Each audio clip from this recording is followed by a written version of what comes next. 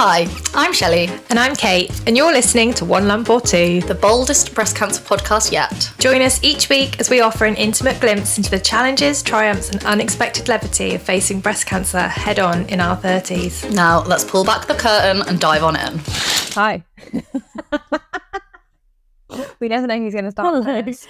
No, we just look at each other and then awkwardly one of us says hi. Yeah. We're in the not-so-sunny Brighton today. Yeah, we've come all the way to Brighton. One Lump or Two on tour. We've not done a lot. We spent most of our time at the arcade. Yeah, we spent a lot of money at the arcades winning prizes that we definitely could have bought for £1. Yeah. But that's not fun. But we're here because we're doing something special this week. Yeah. This week is all about Shelley. It's all about me, guys. So before we start talking all about you, yeah, sorry updates. all those cake fans out there, but she's going to be quiet this episode. No, I'm joking. Any updates for last week? Dating updates. I've not been on date 3 yet, but there is a date 3 happening. Nice. So that'll be in a couple of days' time. Okay. Date 3. That's exciting. It is exciting because this is like the highest number of dates I've been on in years. 3 the same person. It's great. I think this is good. I think This is great. Yeah, it's only taken 18 months. Worth the wait, I think. We'll see. He seems like a good egg so far. So far, yeah. But it's early days. Apologies. Not give him too much credit. More updates. Yeah, anything else? Yeah. I have none. Nothing has happened in my life in the last week. No, I started tamoxifen, that's it. Okay. I haven't noticed many changes. Great. I've been a bit eggy, but... Well, it's not been long. Has Yeah. it? You've not been on it that long. I did have I just wanted to tell a little story. So every 3 months I have my Prozac injection, which is my hormone injection. I got a call from the doctor the day before, so I was having it on Friday. She called me on Thursday to basically tell me that I'm a week early and they're postponing it. And I was just like, no, I'm not a week early. Surely you book it in. I booked it last time I was there and we had the whole conversation because on the prescription it says 3 months, Okay. but it's actually supposed to be every 12 weeks. Okay. So we had a little bit of a back and forth, and eventually she said, okay, let me go and speak to the doctor. An hour later, she called me back and said, oh, actually, your prescription's changed, so it was a good job I spoke to you. And I was just like, what do you mean now? Just change your prescription. No, so it hadn't changed.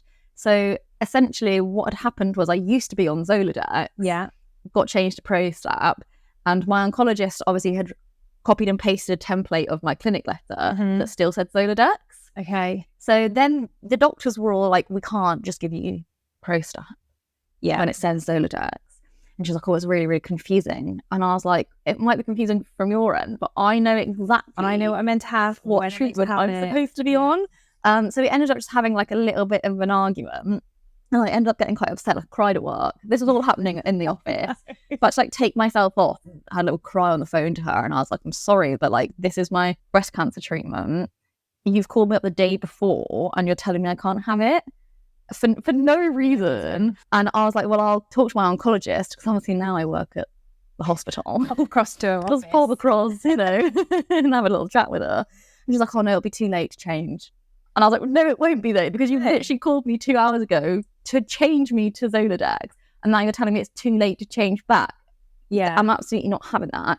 So we had a bit of a discussion and she said she'd keep my appointment for me and do some investigating. So I emailed my oncologist and said, this is what's happened. Can you contact them and tell them? And she was like, oh, I'm really sorry. Like when they contacted me, I told them immediately. So they'd already been in touch with her. And she'd confirmed immediately, but they hadn't called me back and told me that. But then by that time, the doctors was closed. I had to wait until first thing the Friday morning, call them back and say, I know you've spoken to my oncologist. And she's like, oh yeah, we have. They're really quick, but you're still a week early. No, I'm not.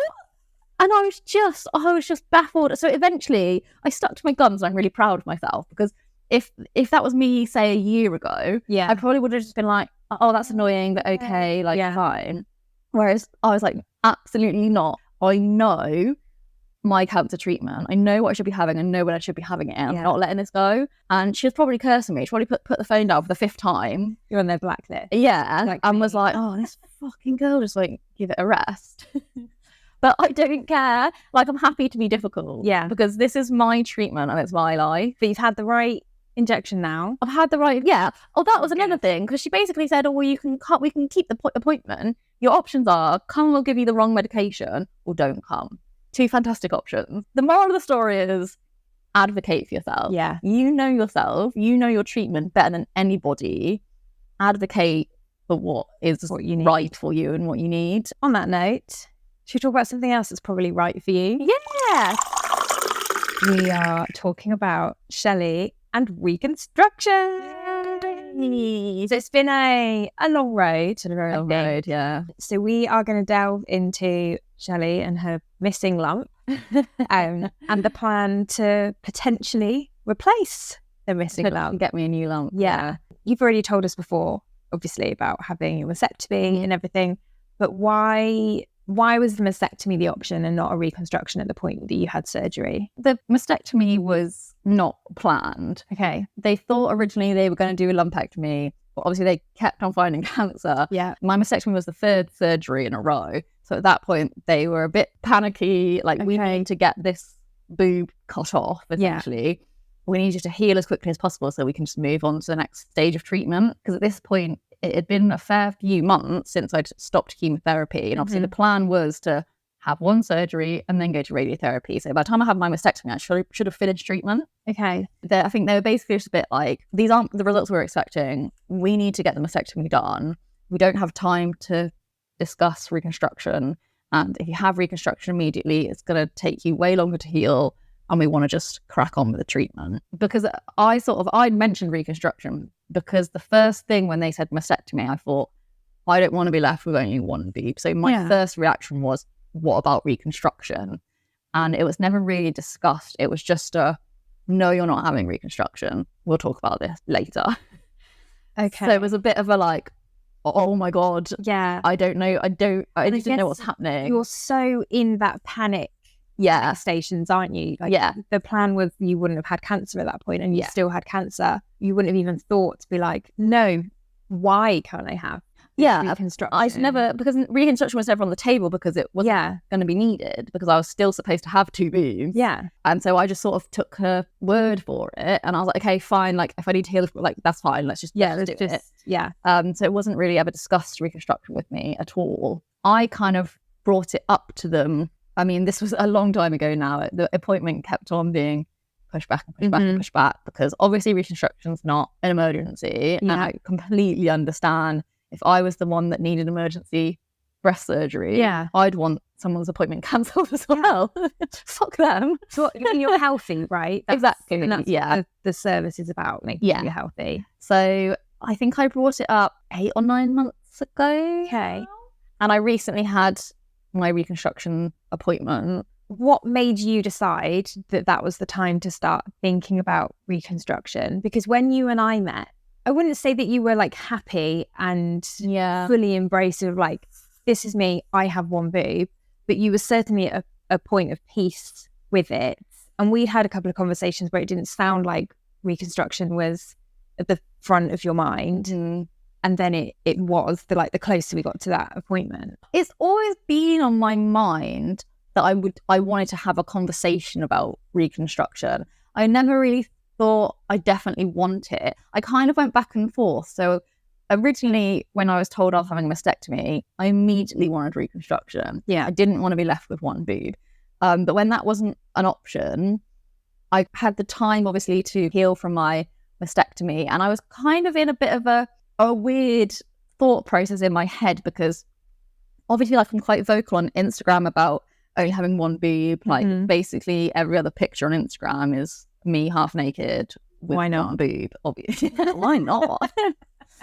I think I kind of felt, and I spoke about this with my therapist quite a lot, that because I was so vocal about, having a mastectomy and, bodies can be beautiful with only one boob. And then I felt like I would be being a bit of a hypocrite if I then decided I wanted... You weren't practicing what you were preaching. Exactly. Like if I'm here preaching like, oh, one boob, like so great. Oh my God, like everyone should be able to love their bodies no matter what. But something can be great and then not be great. Absolutely. It's like you're allowed to change your mind. Yeah, exactly. And I think I was kind of trying... I'm okay with the fact that I only have one boob myself. Yeah. But I think when I'm just sat at home, like, it doesn't bother me. But when I'm going out and I want to, like, it's changed the clothes I wear massively. It has massively changed my body confidence. It's changed, like, the way I date. Yeah. And I think maybe that's had a bit, not that I'm getting restructuring for men, like, that's absolutely not what it is. No, but if it helps you feel better and helps your day-to-day life, it eases some of that anxiety in your brain. 100%. It gives you some of that power and confidence back that you've lost. Yeah. Then that's a reason enough to do it, in my eyes. I think part of it as well was that I couldn't be asked with more surgery. That really was a big part of it. I'd already had 3 in a row to just get rid of a boob, ultimately. So you and I have already been through what they're going to do. Yes. If you decide to do it. Yeah. So it's not a done deal at this point. No. There's a couple of conditions before you can even properly be considered for surgery. So Shelley is still on chemotherapy tablets. Yes. Which she has to finish before she is eligible for the surgery. Yeah. And obviously there's a waiting list. There's a massive waiting list. I'm not the only person that wants a boob.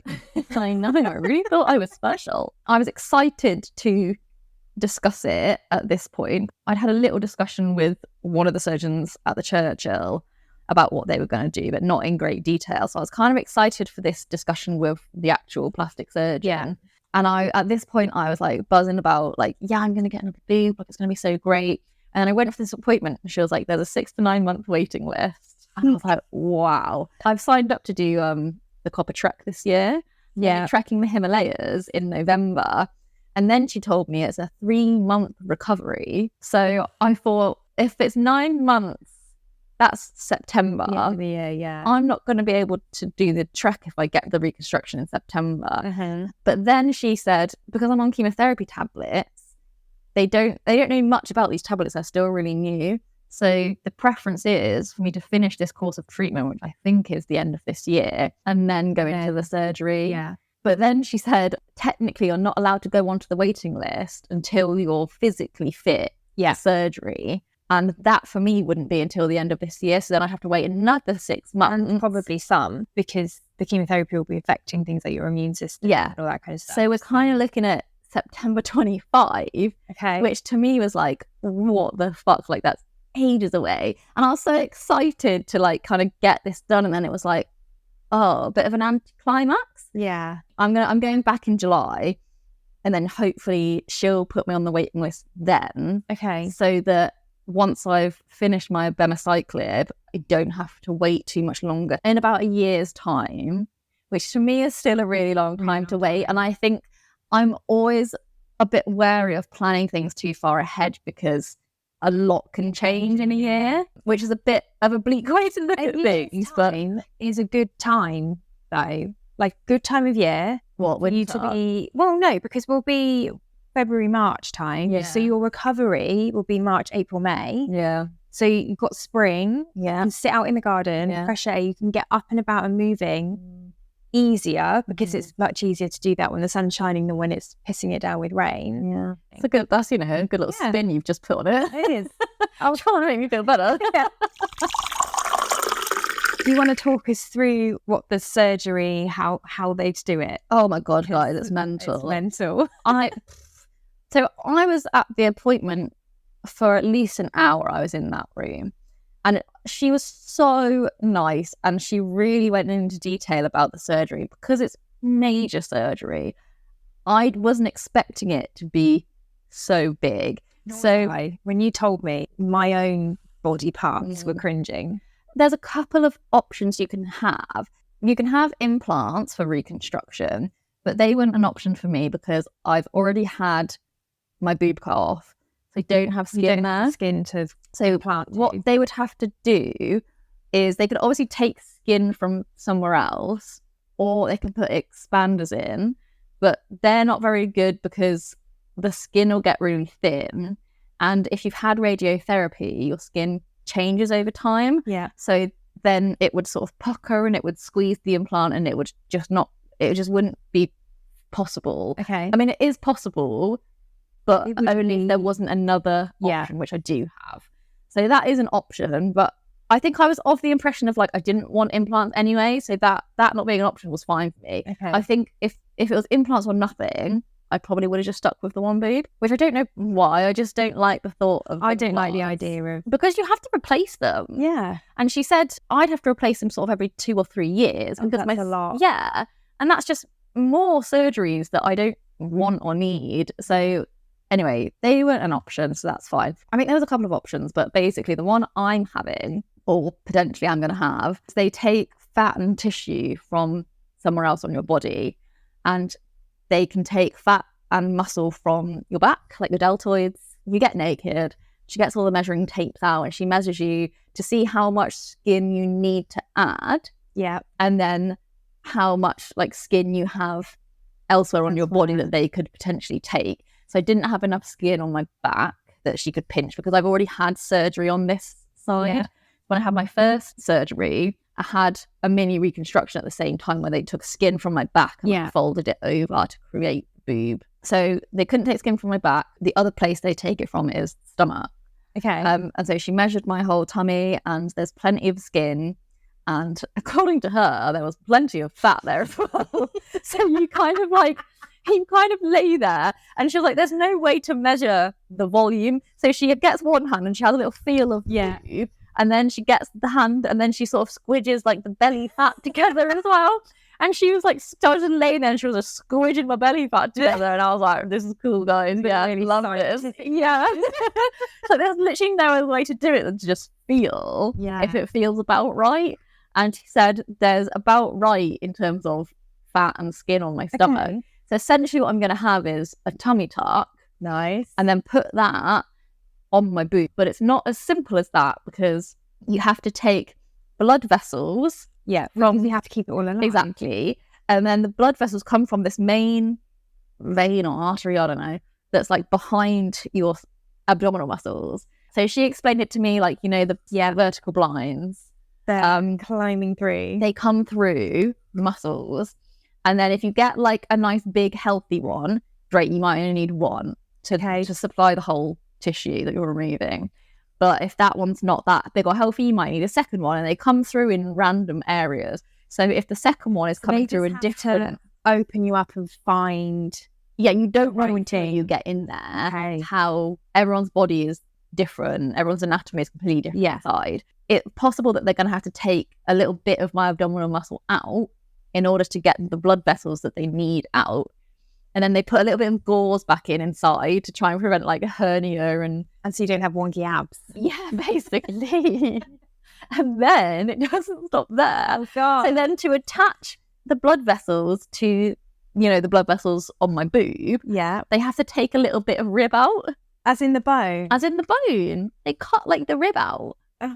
And she was so funny when she said it because she was like, draw it, the sketching like the ribs and stuff. And she was like, okay, so yeah, basically we don't really need, we'll take this bit out. Yeah, you don't need that. I was like, okay. So essentially it's major surgery. This isn't minor. It's 6 to 8 hours in the operating theatre and it's a 3-month recovery. Only one person gets the surgery a day. Yeah. Because it's that long. And then 3 months minimum signed off work recovery. 3 months signed off work. It's big surgery. So it's not a decision that I'm like taking lightly. How do you feel about the idea of therefore having more multiple scars added to what you've already got now? I've got so many. Honestly, it doesn't bother me. It really doesn't bother me. Have a massive scar on your tummy from like hip to hip, basically, really big. And then I'll have the same mastectomy scar sort of underneath and then another one above. Where the new skin has been attached. And then also a scar on my belly button because when they do the tummy tuck, they sort of fold the skin back to stitch it up, which will hide my existing belly button. So essentially, they have to poke a new hole and then pull my belly button through. And then so my belly button will have like a ring of stitches around it as well. My own belly button is like trying to pull itself so far into my body. Just the thought of someone like Harry's going inside and just pulling your belly button through. And what happens about a nipple? I had no idea that they could do this. So I think they take like a bit of skin or something and they just sort of like fold it around to create like a tweak, a nipple. Yeah. like there's something that pokes out, and then you can tattoo like the areola and, you know, the nipple on. Yeah. It looks like, it actually will look like a nipple and it will like protrude like a nipple. So we'll have to do some nipple tattooist Research. Yeah. So yeah, that's long story short. Like, honestly, I could talk about that appointment for a long time. Yeah. She went into so much detail, but that's kind of the gist of what they're gonna do. And obviously everybody's different. So if other people are thinking about reconstruction, there are different options. Yeah. But this one was like the best option for me and my situation. Obviously, I'm apprehensive, but I'm more excited than I am apprehensive. I think I didn't realise how much I wanted reconstruction until I went in and spoke to her. Because we talked about, obviously, you having the appointment and the conversation just before you had it, and you still felt fairly nonchalant. I could take it or leave it. Yeah. It felt like you had come round more to the idea of, I think I want reconstruction, but you didn't feel committed. Whereas when we spoke the first time afterwards, you were like a completely different. I was buzzing. You were just so energetic. And I actually, after you left mine, I went downstairs and said, Shane, I was like, she's 100% getting that. Yeah. Like I've never heard like so much. This decision has been made in a conversation that she's telling me that might happen. Yeah. I might decide to do it. I'm gonna do it. Like, let's be real. But my parents said the same as you. They were like, you're very animated when you talk about it. They're like, I can tell you're really excited. Yeah, I am. I'm buzzing for it. I'm buzzing for it. But it's gonna be hard. It's gonna be a hard recovery. I want to have 2 boobs and that's okay. Yeah, that's completely okay. It's whatever people decide they want to do, it's fine. And you can also change your mind. Like, I can sit here right now and say, yeah, I'm buzzing, I definitely want it. Like, it could be like 2 months before the surgery and I think, actually, I've changed my mind. That's fine too. Yeah. You're allowed to change your mind. And I'm just excited for it. I just want to have 2 boobs. I'm gonna get my reconstruction. I'm gonna get 2 boobs and I'm gonna wear a really slutty dress. With a really like low cut so you can see my beautiful cleavage. Honestly, what they can do now is so clever and so impressive. I just had no idea. I thought reconstruction really was whack an implant in. Yeah. And we're done. No, it's so you have complicated this really and so round. I think that's why I didn't want implants was bad because, job. Yeah. I think because one of my boob is still natural and then I'd have one implant, silicone implant. So it would have been so obvious which one was the fake one and which one was the real one, because it wouldn't have looked or felt like boob. I'm imagining one up like under your chin. Yeah, I mean, I don't think it would have been like that, but pint glass on it. Yeah.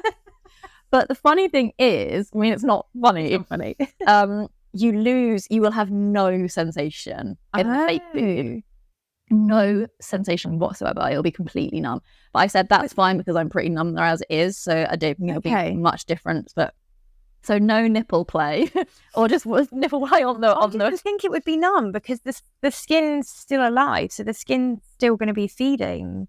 Well, it's feeding. Yeah, but you'd have to reconnect the nerves. Oh yeah, I guess you're only reconnecting the blood vessels to keep the tissue alive. So numb boob. But I'm pretty numb there as it is, so to be honest, I'm not that bothered about that, as long as it looks and behaves. Oh, and I asked her, like, what about, because obviously when you like lose and gain weight, you lose and gain weight off your boobs as well, and she was like, it will behave like tummy tissue. So if you're a person that kind of loses weight and gains weight evenly, it won't make much difference. But if you're a person who gains loads of weight on their stomach, could end up with one. I could end up with like my left boob massive if I put on loads of weight because it will behave like tummy tissue, because that's exactly what it is. Okay. And she said you also have to be careful, not careful, but like you have to realize that it's skin from your stomach, so any freckles, any marks, any tattoos that you've got will then be on your boob. So I don't have any tattoos there at the moment, so I just need to remind myself, don't get any tattoos there. Tattoo when you're Yeah. Honestly, I'd look fucking ridiculous.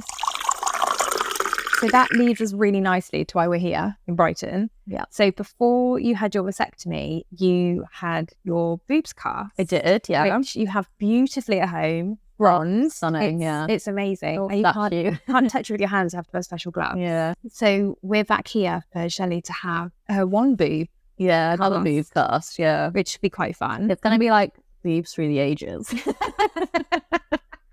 Pre-mastectomy, post-mastectomy, post-reconstruction. So I'm going to get another one once I've had the reconstruction. So you're just going to go tomorrow. We're going to go stand in a room, and people are going to. What do they use? Paper mache. No, because I could have just done that myself at home. I don't know what it is. They make like a silicone mold, Okay. and then that kind of dries, and then you can take the mold. Oh, and then they put other stuff over it. I don't know. Basically, I have no idea what they use. Drained from Yeah, I know. You get a really beautiful cast Yes. that you then can get coloured Yeah. or painted in. Yeah, whatever you want. Yeah, Exciting. whatever colour you want. Choose like glitter. You can ask them to hand paint it. You can do whatever. And I can't wait. We are off to go and do that tomorrow. Yeah. Going to try and get some footage of it, and we'll check back in with Shelley afterwards and see how she's feeling. Yeah. Well, because last time, I'm a bit nervous because last time I fainted whilst I was getting it done.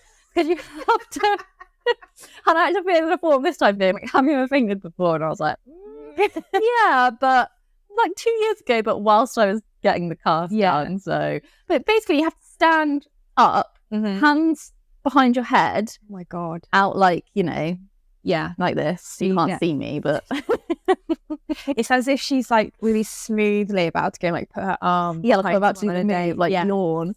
Yeah. Hands behind your head, elbows out to the side, so your chest is kind of like pushed forward, and you have to stand like that whilst they're doing that. So it's about 20-25 minutes, so you've got to stand still like this. And when I had the first cast done, I was still kind of recovering from chemotherapy. I'd started a bunch of new medication, and I just felt like shit. And I hadn't even thought about it. I was actually at my niece's birthday party, and one of my sister's friends came up to me and was like, I hope you don't find this like intrusive, but one of my friends had a mastectomy and she got her boobs cast before she had it done, and she just said it was the best thing she's ever done. And I was like, what an amazing idea. So yeah, I just went home and just started Googling places that do it. And we're going to a different place this time. They had it done at a different body casting place, still in Brighton, but just a different place. It seems like if you want your body cast, you go to Brighton. So it's called Lydia Reeves Artist, and we'll tag her on Instagram because honestly, her stuff is incredible. I'm excited. Yeah. We stood outside Ellen Street in Brighton. We're currently waiting for an Uber. Why are we waiting for an Uber, Shelley? Because the studio is in Ellen Street, and there's 2 Ellen Streets, one in Brighton and one in Hove. And we walked, an hour? Yeah. To this Ellen Street in Hove. More than an hour, I think. And it's the wrong one. We've got 15 minutes to go. Yeah, and it's a 45-minute walk. Yeah, so we've had to really quickly call an Uber to drive us the rest of the way because I fucked up. And we walked so far. Yeah, our legs are tired now. So far. Sorry about it. Anyway, we're off. We'll be back once we're done. Yeah. How are you feeling? Good. That was so exciting. It was really interesting to watch. Was it? Yeah. I loved it. She was so lovely. She was so nice. We walked into this little studio, I guess. Gorgeous. And they had these casts mounted all over the walls in different colours. They had a section of people who had had surgery because of breast cancer. Yeah, it was so nice. They had buns, they had boobs, they had vulvas. Oh, it was honestly so good. So good. My like dream space, really. Yeah. That could have been my bedroom. Divine. And I was cast by Ellie, who is one of Lydia's assistants, or I guess just not even an assistant anymore. Yeah, caster. She was amazing. The whole process really took, we were there, about 40 minutes? Yeah. 30 minutes? Less time than it took to walk there. Less time than it took to walk to the wrong place. One. Yeah. Yeah, and the actual casting process, how long would you say? 20 minutes? 20 minutes. So they slather on some silicone first. Yeah. And then they put on when you break your arm and you get a cast done, that sort of cast bandagey type thing, and that solidifies, and then they take both and the it casts set off. so quickly. I was genuinely surprised that like it was setting as she was doing it. Yeah. Basically, the cast looks gorgeous, doesn't it? So they peeled the firm cast of Shelley, and then they peeled the silicone off, and they laid it back inside the cast. Yeah, so you can see like the details in the silicone. Yeah, you can see already it looks amazing. It's not see like even done. the folds, the scar where your skin stretched. The details are insane, and I cannot wait to get the finished cast. We're going to come back to Brighton for it when the weather's a little bit nicer than it is right now. Come back to the 2p machines, because we spent, how much money do you think we spent? Like I don't even want to. I got 20 out and that's all gone. I used 20 cash that I had. So we spent 40 quid. And what did you get? I got a teddy bear and for my car and a tea towel. And I got a snow globe, a mug, and a squishy pig. And we lost about 500 tickets. No, 287. Do you want to share your story? We'd love to hear from you, whether you've had cancer or not. Slide into our DMs on Instagram at onelump_or2. Or email us at onelumportwopod@gmail.com. See you next week. Bye!